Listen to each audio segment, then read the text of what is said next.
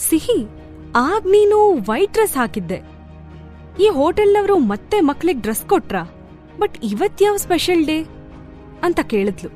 ರೋಹನ್ಗೆ ಅವಳ ಪ್ರಶ್ನೆ ಕೇಳಿ ಗಂಟ್ಲೆಲ್ಲ ಒಣಗ್ದಾಗನಿಸ್ತು. ಆದ್ರೂ ಅವಳಿಗೆ ಡೌಟ್ ಬರಬಾರ್ದು ಅಂತ ನಗ್ತಾ ಹೌದು ಅಂತ ಕ್ಯೂಟ್ ಫೇಸ್ ಮಾಡ್ಕೊಂಡು ಅವನು ಹೇಳ್ದ. ಮಮ್ಮಿ ತುಂಬಾ ಕ್ವೆಶ್ಚನ್ ಮಾಡಿದ್ರೆ ಗೇಮ್ಸ್ ಆಡ್ಬೇಕು, ನಾನ್ ಬ್ಯುಸಿ ಇದೀನಿ ಅಂತ ಹೇಳ್ಬಿಡು, ಆಮೇಲೆ ಅವರು ನಿನ್ ತಂಟೆಗ್ ಬರೋದೇ ಇಲ್ಲ ಅಂತ ಸಿಹಿ ಅವತ್ ಹೇಳಿದ್ನ ನೆನ್ಪ್ ಮಾಡ್ಕೊಂಡ ರೋಹನ್. ಮಮ್ಮಿ ನೀನ್ ಮಲ್ಕೋ, ನನ್ ಗೇಮ್ಸ್ ಆಡ್ಬೇಕು ಅಂದ. ಆಯ್ರಾ ಆಲ್ರೆಡಿ ಬೆಡ್ರೂಮಿಗೆ ಹೊರಟಿದ್ಲು. ಅವನ್ ಮಾತ್ ಕೇಳಿ ಹಿಂತಿರ್ಗಿ ಹೇಳಿದ್ಲು, ಓಕೆ ನೀನ್ ಬೇಗ ಮಲ್ಕೋ, ಜಾಸ್ತಿ ಗೇಮ್ ಆಡೋದು ಕಣ್ಣಿಗ್ ಒಳ್ಳೇದಲ್ಲ. ಅವಳ ಆ ಕಡೆ ಹೋಗ್ತಿದ್ದ ಹಾಗೆ ರೋಹನ್ ಜೇಬಿಂದ ಫೋನ್ ತೆಗ್ದ. ಸಿಹಿ ಕಡೆಯಿಂದ 3-4 ಮೆಸೇಜ್ ಬಂದಿತ್ತು. Bro where are you? Rohan reply ಮಾಡ್ದ, ಸಿಹಿ ನಾನ್ ಮಮ್ಮಿ ಜೊತೆ ಇದ್ದೀನಿ. ಇದ್ನ ನೋಡಿ ಸಿಹಿಗೂ ತನ್ ಬ್ರೋ ರೋಹನ್ ತುಂಬಾ ಬುದ್ಧಿವಂತ ಅಂತ ಅನ್ಸಿ ಖುಷಿ ಆಯ್ತು. ಮಾರನೇ ದಿನ ಬೆಳಗ್ಗೆ ಆಯ್ರಾ ಚೆನ್ನಾಗ್ ನಿದ್ದೆ ಮಾಡಿದ್ರಿಂದ ಬೇಗ ಏಳೋಕೆ ಸಾಧ್ಯ ಆಗಿತ್ತು. ಅವಳ ಫೋನ್ಗೆ ಪ್ರಿಯಾ ಆಲ್ರೆಡಿ 3-4 ಸರಿ ಫೋನ್ ಮಾಡಿದ್ಲು. ನಿನ್ನೆ ತಾನೇ ಆಪರೇಷನ್ ಆಗಿದ್ರಿಂದ ಸ್ವಲ್ಪ ಟೆನ್ಷನ್ನಿಂದ ರಿಟರ್ನ್ ಕಾಲ್ ಮಾಡಿದ್ಲು ಆಯ್ರಾ. ಆಯ್ರಾ ಅಕ್ಕ, ವೆರಿ ಗುಡ್ ಮಾರ್ನಿಂಗ್. ಶರು ಆಂಟಿಗೆ ಎಚ್ಚರ ಆಗಿದೆ, ನಿನ್ನ ನೋಡ್ಬೇಕು ಅಂತ ಹೇಳ್ತಿದ್ದಾರೆ. ಸಾಧ್ಯ ಆದ್ರೆ ಸಿಹಿನೂ ಕರ್ಕೊಂಡ್ ಬಾ ಅಕ್ಕ. ಅಮ್ಮ ಮಾತ್ರ ಅಲ್ಲ, ನಾನು ಅವಳನ್ನ ನೋಡ್ಬೇಕು ಅಂತ ಪ್ರಿಯಾ ಹೇಳಿದ್ಲು. ಶರು ಅತ್ತೆಗೆ ಸಿಹಿನ ತೋರ್ಸೋಕೆ ಆಯ್ರಾಗೂ ಮನ್ಸಿತ್ತು. ಆದ್ರೆ ಅಲ್ಲಿ ಸ್ವಪ್ನ ಮತ್ತ ಅವಳ ಅಪ್ಪ ಅಮ್ಮ ಇರ್ತಾರಲ್ಲ ಅನ್ನೋದೇ ಅವಳಿಗೆ ಸಮಸ್ಯೆ ಆಗಿತ್ತು. ಆದ್ರೂ ಅವಳು ಶರು ಅತ್ತೆ ಮಾತಿಗೆ ಬೆಲೆ ಕೊಟ್ಟು ಸಿಹಿನ ಕರ್ಕೊಂಡು ಹೋಗೋಕೆ ಮನ್ಸ್ ಮಾಡಿದ್ಲು. ಆಯ್ರಾಗೆ ತನ್ ಮೇಲೆ ಡೌಟ್ ಬರುತ್ತೆ ಅಂತ ರೋಹನ್ ಅಳೂ ಮುಖ ಮಾಡಿ ಫ್ರಾಕ್ ಇಸ್ಕೊಂಡ. ಅವನು ಕಷ್ಟಪಟ್ಟು ಅದನ್ನ ಹಾಕೊಂಡ. ಅವನಿಗೆ ಆ ಫ್ರಾಕ್ ಅನ್ಕಂಫರ್ಟಬಲ್ ಅನಿಸ್ತಿತ್ತು. ಆಗಾಗ ಅವನದ್ನ ಎಳ್ಕೋತಿದ್ದ. ಸ್ಲೀವ್ಲೆಸ್ ಆಗಿದ್ರಿಂದ ಶೋಲ್ಡರ್ ಜಾರ್ ಹೋಗ್ತಿತ್ತು. ಆ ಕಡೆ ಈ ಕಡೆ ಎಳ್ಕೊತಾ ಕಷ್ಟಪಟ್ಟು ಆಯ್ರಾ ಮುಂದೆ ಬಂದ್ ನಿಂತಿದ್ದ. ಫಸ್ಟ್ ಟೈಮ್ ಆ ಫ್ರಾಕ್ ಅಲ್ಲಿ ನಡೆಯೋದೇ ಅವನಿಗೆ ಕಷ್ಟ ಆಯ್ತು. ಓರೆ ಕೋರೆ ಹೆಜ್ಜೆ ಹಾಕ್ತಾ ರೂಮಿಂದ ಆಚೆ ಬಂದ ರೋಹನ್. ಸಿಹಿನ ಎತ್ಕೊಂಡು ಹೋಟೆಲ್ ರಿಗಾಲಿಂದ ಆಚೆ ಬಂದ ಆಯ್ರಾ ಆಲ್ರೆಡಿ ಬುಕ್ ಮಾಡಿದ್ದ ಕ್ಯಾಬ್ ಹತ್ಕೊಂಡಿದ್ಲು. ಶರು ಹಸ್ಬೆಂಡ್ ಮತ್ತೆ ಪ್ರಿಯಾ ಕೂಡ ಆಯ್ರಾಗೆ ಥ್ಯಾಂಕ್ಸ್ ಹೇಳೋಕೆ ಆತುರದಿಂದ ಕಾಯ್ತಾ ಇದ್ರು. ಆದ್ರೆ ಎಲ್ರೂ ಆಯ್ರಾ ಜೊತೆ ಬಂದ ಪುಟ್ಟ ರಾಜ್ಕುಮಾರಿನ ನೋಡಿ ದಂಗಾದ್ರು. ಪ್ರಿಯಾ ಓಡ್ ಬಂದು ರೋಹನ್ನ ಅಪ್ಕೊಂಡ್ಲು. ಅವಳು ಬೆಣ್ಣೆಯಂಥ ಕೆನ್ನೆಗೆ ಕಿಸ್ ಕೊಟ್ಟು ಹೇಳಿದ್ಲು, ವಾವ್ ಸಿಹಿ, ಎಷ್ಟು ಸುಂದರವಾಗಿದೆಯಾ ನೀನು. ನೀನ್ ಕೂಡ ಆಯ್ರಾ ಅಕ್ಕನ್ ಹಾಗೆ, ಅವಳು ಚಿಕ್ಕೋಳಿದ್ದಾಗ ನಿನ್ ಹಾಗೆ ಇದ್ಲು.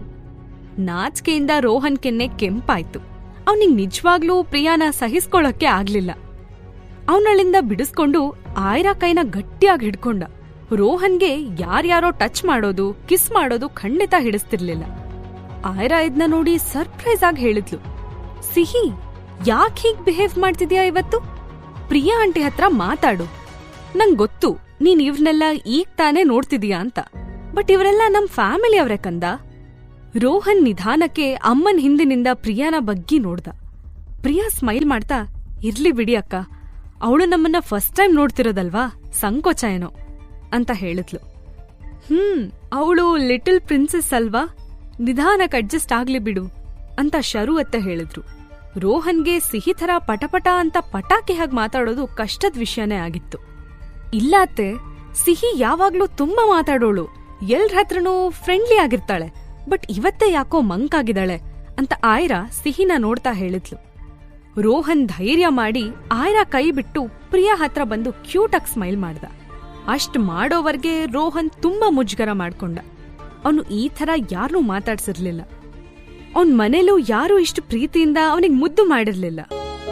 ಸಾರಿ ಆಂಟಿ, ನೀವ್ ನಂಗೆ ಕಿಸ್ ಮಾಡೋದಿಲ್ಲ ಅಂದ್ರೆ ನಾನ್ ನಿಮ್ ಹತ್ರ ಬರ್ತೀನಿ ಅಂತ ಮುದ್ದಾಗಿ ರಿಕ್ವೆಸ್ಟ್ ಮಾಡ್ದ. ಅವನ್ ಮಾತ್ ಕೇಳಿ ಎಲ್ರೂ ಜೋರಾಗಿ ನಕ್ರು. ಆ ವಾರ್ಡ್ ತುಂಬಾ ಏನೋ ಒಂದ್ ರೀತಿ ಸಂತೋಷ ತುಂಬಿಕೊಂಡಿತ್ತು. ಅವ್ರೆಲ್ರೂ ಖುಷಿಯಾಗಿ ಮಾತಾಡ್ತಿದ್ರು. ಸಡನ್ ಆಗಿ ಬಿರುಗಾಳಿ ಹಾಗೆ ಸ್ವಪ್ನ ಆ ವಾರ್ಡ್ಗೆ ಎಂಟರ್ ಆದ್ಲು. ಅವಳ ಕಣ್ಣು ಕೆಂಪಾಗಿತ್ತು. ಆಯ್ರಾ ಮೇಲೆ ಅವಳಿಗೆ ಎಷ್ಟು ಕೋಪ ದ್ವೇಷ ಇತ್ತು ಅಂದ್ರೆ ಇನ್ನೇನ್ ಜ್ವಾಲಾಮುಖಿ ಹಾಗೆ ಸಿಡಿತಾಳೇನೋ ಅನ್ನೋ ರೀತಿ ಆವೇಶ ತುಂಬಿಕೊಂಡಿದ್ಲು. ಸ್ವಪ್ನ ತನ್ನ ಕೈಲಿ ಯಾವ್ದೋ ಕಾರ್ಡ್ಬೋರ್ಡ್ ಬಾಕ್ಸ್ ಹಿಡ್ಕೊಂಡ್ ಬಂದಿದ್ಲು. ಶರು ಅತ್ತೆ, ಈ ಆಯ್ರಾನ ದೇವತೆ ಅನ್ನೋ ಹಾಗೆ ನೋಡೋದ್ ಬೇಕಾಗಿಲ್ಲ ಅಂತ ಬುಸ್ಗುಡ್ತಾ ಹೇಳಿದ್ಲು ಸ್ವಪ್ನ. ಅಲ್ಲ, ಒಂದ್ ಇಮೇಲ್ ಕಳ್ಸೋದು ಅಂಥ ದೊಡ್ಡ ವಿಷಯನಾ? ಏನೋ ಶರು ಅತ್ತೆ, ಒಂದ್ ಮಾತ್ ನೆನ್ಪಿಟ್ಕೊಳ್ಳಿ, ಇವಳಿಗೆ ನಿಮ್ಮೇಲೆ ಸ್ವಲ್ಪನೂ ಕನ್ಸನ್ನಿಲ್ಲ. ನಿಮ್ ಆಪರೇಷನ್ ನಡೆಯೋವಾಗ ಇವಳಿಲ್ಲಿ ಇರ್ಲೇ ಇಲ್ಲ. ಆಪರೇಷನ್ ಫೇಲ್ ಆದ್ರೆ ಎಲ್ಲಿ ತನ್ ತಲೆ ಮೇಲೆ ಆಪಾದನೆ ಬರುತ್ತೋ ಅಂತ ಹೆದರ್ಕೊಂಡು ಓಡ್ ಹೋದವಳು ಇವಳು. ಈಗ ಆಪರೇಷನ್ ಸಕ್ಸಸ್ ಆಯ್ತು ಅಂತ ಗೊತ್ತಾಗಿ ತಾನೇ ಮಾಡ್ಸಿದ್ದು ಅಂತ ಬಿಲ್ಡಪ್ ಕೊಡಕ್ ಬಂದಿದ್ದಾಳೆ. ಎಲ್ಲ ಡ್ರಾಮಾ. ಕೇಳಿ ಅವಳತ್ರ ಅಂದ್ಲು. ಶರು ಅತ್ತೆ ಆಯ್ರಾನ ತನ್ನ ಹತ್ರಕ್ ಬರಕ್ ಹೇಳಿದ್ಲು. ಏನು ಅನ್ನೋ ಹಾಗೆ ಆಯ್ರಾ ಶರು ಹತ್ರ ಹೋಗಿ ಕೈ ಹಿಡ್ಕೊಂಡು ಕೇಳಿದ್ಲು. ಶರು ಆಯ್ರಾ ಕಣ್ಣನ್ನೇ ನೋಡ್ತಾ ಇದ್ರು. ಅವ್ರ ಮುಖದ ಮೇಲೆ ಸ್ಮೈಲ್ ಮೂಡ್ತು. ಅವರು ನಿಧಾನಕ್ಕೆ ಅವಳ ಕಿವಿನ ತನ್ನ ಹತ್ರ ಬರೋ ಥರ ಕರೆದು ಪಿಸ್ಗುಟ್ಟಿದ್ರು.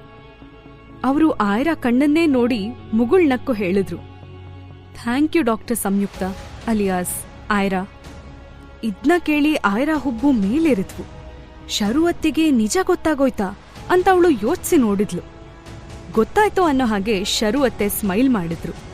ಆಯ್ರಾ ಖುಷಿಯಿಂದ ಅವ್ರ ಕೈಗೆ ಕಿಸ್ ಮಾಡಿದ್ಲು. ಶರು ಮತ್ತೆ ಆಯ್ರಾ ಪಿಸ್ಕುಡ್ತಾ ಏನೋ ಮಾತಾಡ್ತಿರೋದ್ ನೋಡಿ ಸ್ವಪ್ನಾಗೆ ವಿಪರೀತ ಕೋಪ ಬಂತು. ಇಷ್ಟೊತ್ ಕೋಪದಿಂದ ಕುಣಿದಾಡ್ತಿದ್ ಸ್ವಪ್ನ ಎಲ್ರ ಕಣ್ಣಿಗೂ ಜೋಕರ್ ಹಾಗೆ ಕಾಣಿಸ್ತಿದ್ಲು. ಸಿಟ್ಟಿಂದ ಮುಷ್ಟಿ ಬಿಗ್ದು ತನ್ನ ಕೈಯಲ್ಲಿದ್ದ ಬಾಕ್ಸ್ನ ಆಯ್ರಾ ಎದುರು ಎಸೆದ್ಲು. ಆಯ್ರಾಗೆ ಅದೇನು ಅಂತ ತಿಳಿಲಿಲ್ಲ. ಕೂಡ್ಲೆ ಸ್ವಪ್ನ ಅಂದ್ಲು, ನಿನಗ್ ಹೇಗಿದ್ರು ನನ್ನ ಅಗತ್ಯ ಇಲ್ಲ ಅಲ್ವಾ? ಹಾಗಿದ್ರೆ ನನಗೂ ನಿನ್ ಅಗತ್ಯ ಇಲ್ಲ. ನನ್ ಮನೇಲಿ ನಿನ್ ರೂಮಲ್ಲಿದ್ದ ನಿನ್ ಹಳೆ ವಸ್ತುಗಳಿವು. ಇದ್ರಲ್ಲಿ ಏನಿದೆಯೋ ನಾನ್ ನೋಡಿಲ್ಲ. ಈ ಬಾಕ್ಸ್ನ ನೋಡಿದ್ರೆ ನನಗ್ ನೀನೇ ನೆನಪಾಗ್ತೀಯ.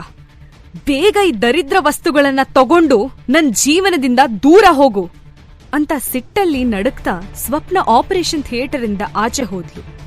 ಆಯ್ರಾಗೆ ಕುತೂಹಲ ಆಯ್ತು. ಅವಳು ನಿಧಾನ ಕೆಳಗ್ ಕೂತು ಆ ಬಾಕ್ಸ್ನ ಓಪನ್ ಮಾಡಿದ್ಲು. ಅದ್ರಲ್ಲಿ ಅವಳು ಚಿಕ್ಕವಳಿದ್ದಾಗ ಆಟಾಡಿದ ವಸ್ತುಗಳು, ಬುಕ್ಸ್ ಇದ್ವು. ಅದನ್ನ ಅವಳು ಸರಿಸ್ತಿರೋವಾಗ್ಲೇ ಬಾಕ್ಸ್ ಕೆಳಗಿನ ವಸ್ತು ನೋಡಿ ಅವಳಿಗೆ ಆಶ್ಚರ್ಯ ಆಯ್ತು. ಅದ್ರಲ್ಲಿ ಒಂದ್ tape recorder cassette case open ಆಗಿ ಬಿದ್ದಿತ್ತು. ಅದ್ನ ಅವಳು ತುಂಬಾ ವರ್ಷದಿಂದ ನೋಡಿದ್ಲಾದ್ರೂ ಟೇಪ್ ರೆಕಾರ್ಡರ್ ಜಮಾನ ಮುಗ್ದು ಹೋಗಿದ್ರಿಂದ ಕೇರ್ ಮಾಡಿರ್ಲಿಲ್ಲ. ಆದ್ರೆ ಈಗ ಕ್ಯಾಸೆಟ್ ಮೇಲೆ ಟು ಆಯ್ರಾ ಫ್ರಮ್ ಮಾಮ್ ಅಂತ ಬರ್ದಿತ್ತು. ಆಯ್ರಾ ಶಾಕಲ್ಲಿ ಆ ಕ್ಯಾಸೆಟ್ನ ಎತ್ಕೊಂಡ್ಲು. ತನ್ನಮ್ಮ ತನಗೋಸ್ಕರ ಅಂತ ಏನೋ ರೆಕಾರ್ಡ್ ಮಾಡಿದಾರಾ, ಏನಿರ್ಬೋದು ಇದ್ರಲ್ಲಿ ಅನ್ನೋ ಕುತೂಹಲದಲ್ಲಿ ಆಯ್ರಾ ಅದನ್ನೇ ನೋಡ್ತಾ ಕೂತ್ಲು. ಜೀವನದ ನಿಗೂಢವಾದ ಕಥೆಯನ್ನ ತಿಳ್ಕೋಬೇಕಂದ್ರೆ ಈಗಲೇ ಡೌನ್ಲೋಡ್ ಮಾಡಿ ಪಾಕೆಟ್ FM ಮತ್ತು ಕೇಳಿ ಐರಾ.